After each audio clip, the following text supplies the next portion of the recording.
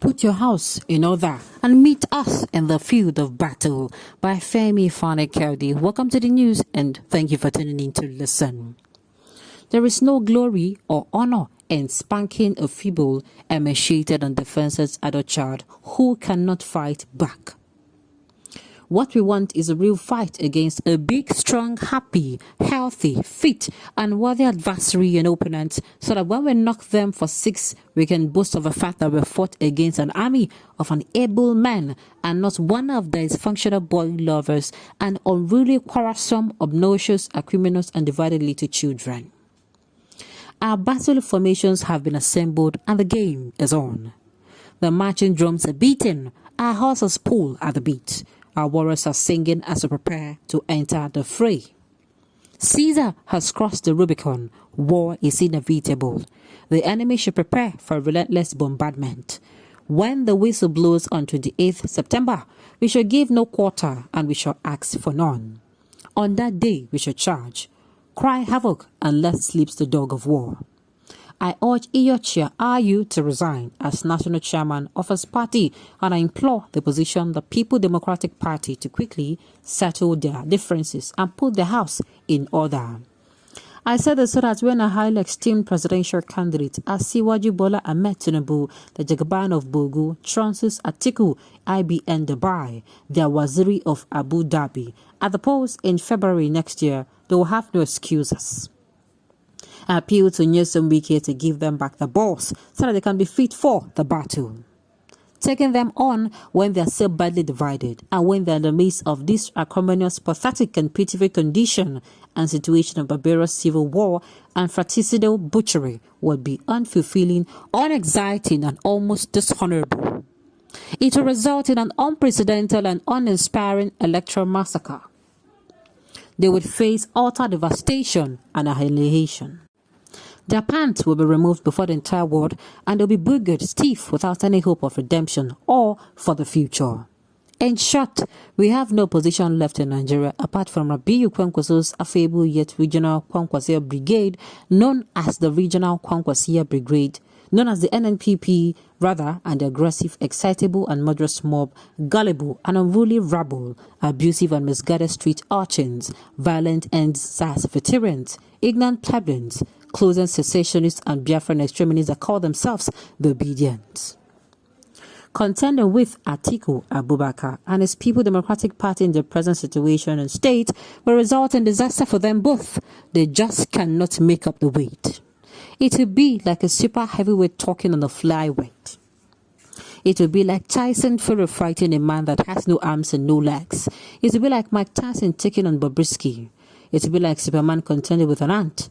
It will be like the wolf squaring up with the Little Red Riding Hood. It will be like Batman exchanging blows with Mother Teresa. We do not want that. It would not be any fun. It will be too easy and too boring. It will be a no contest and a first round knockout. It just wouldn't be good enough. What we want is a real fight against a big, strong, healthy, fit and worthy adversary and opponent. So that when we can knock them off for 6, we can make boast of the fact that we fought against an army of able men and not one of dysfunctional, boy lovers and unruly, quarrelsome, obnoxious, acrimonious and divided little children. There is no glory or honor in spanking a feeble, emaciated and defenseless adult child who cannot fight back. That would be very unfair and would be an act of cruelty. I urge them to stop fighting, to close ranks and to make peace among themselves so that we can flog them before the world when they are their full strength and capacity. Meanwhile, I never knew that the prayer of God, O Lord, scatter the ranks of our enemies and make them turn the swords against one another could be so powerful and effective. This is a great testimony. We have only just started warming up. Campaigns have not yet begun, and yet they're already groping in the dark, slapping and cursing one another publicly and attempting to gouge each other's eyes out. What a sight to behold. I guess we cannot expect more from a group of circus clowns, court justice, corrupt souls, degenerate scammers, unlettered and ill-bred peasants, and notorious boardroom merchants. This is the party that says it wants to take back Nigeria. God forbid it. By the time this is all over, they roll on the floor, shed bitter tears, gnash their teeth, sharp leather, and know that we serve a mighty God. Femi Fani-Kayode, the Sadao King Shinkafi, as a former Nigerian Minister of Aviation and Minister of Culture and Tourism. Can you imagine? Because they don't give this Baba now, they give a position for campaign now, person don't go hear what do. You know what I'm thinking about, my dear people? How it can be that time things can change. Just last year, it was around this time, or let's say 2 months, 2 months into last, what's it called? July, August, June, April, May. Femi Fani-Kayode was writing this in the camp of the PDP, from the camp of the PDP. Sometimes I look back and say, you cannot trust man, no. Man, they change you. Thank God say man no be God. Sincerely, imagine FFK. FFK will be say, in the right thing they give APC that time. Man, go back, go lick. Don't be say he eats the vomit, lick can. Don't be say, why no remain? You can't come outside and do this thing. No wala sha. Make we the watch as you go. FFK, you better mind your commoner's house, because definitely from top to bottom, you're fighting a lost battle. Do not say he's fighting a lost battle yet, because the battle will soon start. The result of the battle will be announced by the authority concerned and not the media result. Fani-Kayode can go to the battle and lose hands down. It is not the manipulatory tendencies of any party that will virtually determine the winner of a 2023 election.